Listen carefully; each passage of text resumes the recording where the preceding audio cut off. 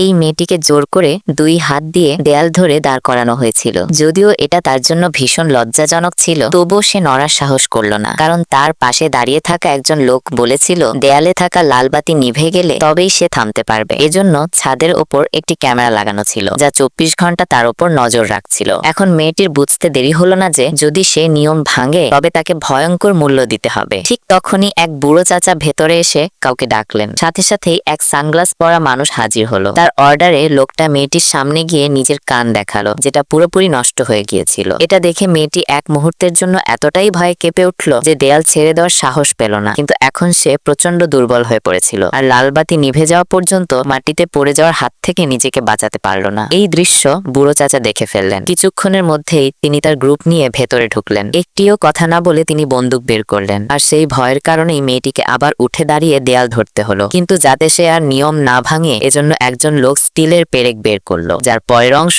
Subscribe করলে খুব শীঘ্রই জানা যাবে।